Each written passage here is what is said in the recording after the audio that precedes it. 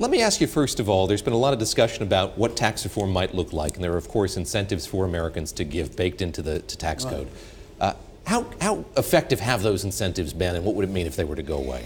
What we do know is that the amount of money people give is influenced significantly by the deduction.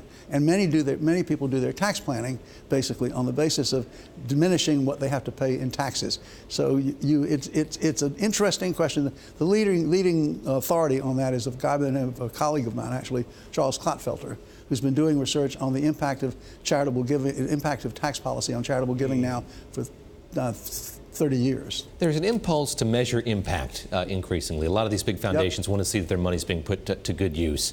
How much are they spending on that? How much better are foundations at assessing the efficacy of what they're spending money on? It varies widely from foundations. At one point, the Robert Wood Johnson Foundation, which was the largest health foundation in the United States, was started in 1971.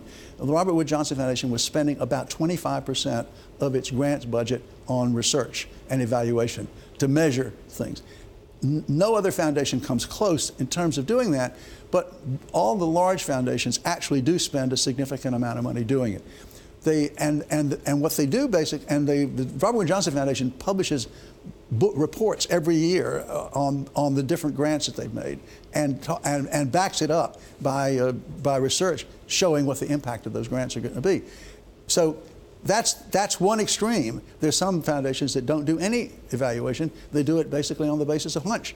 They figure, I know what I'm trying to achieve, and therefore, if I do it carefully and I oversee it and I fine-tune it as it looks like it's not working as well as it should, I'll know it when I see it.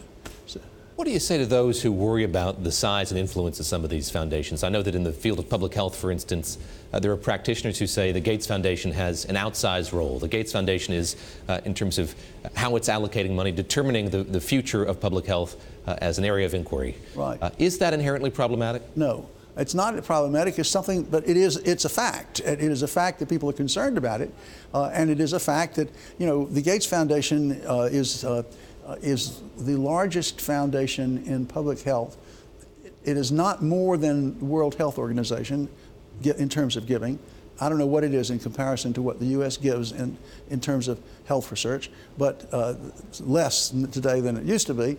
But the fact of the matter is, it's a problem that is more concerned about in Europe than it is here, because a lot of the foundations in Europe basically were set up under rules that require the foundations to get the approval of government before they do things. And there's some things in Europe that in Germany, for example, for a while the foundations didn't do anything in public education.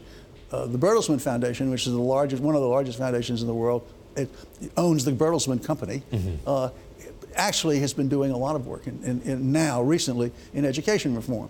But there are things like that. We have the First Amendment, and the fact of the matter is that people can put their money into whatever they want to put it into. And so it is not, and if the foundations, there are virtually no cases of misbehavior of any consequence in foundations. And if they were really as unaccountable as people accuse them of being, there would be more. They're not. I'll ask you lastly just about this moment.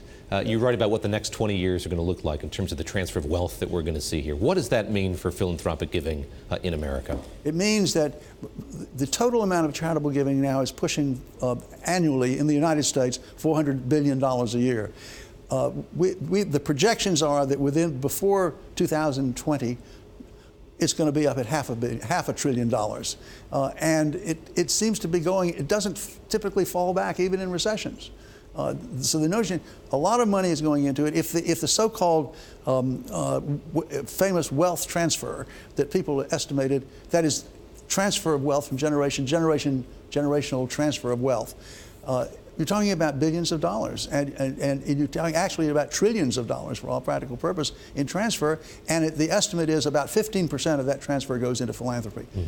So that if in fact the intergenerational wealth transfer proves to be true and the estimate's accurate, it could be an enormous amount of money. You could be talking about $1 trillion, in 20 years going into philanthropy. That's amazing.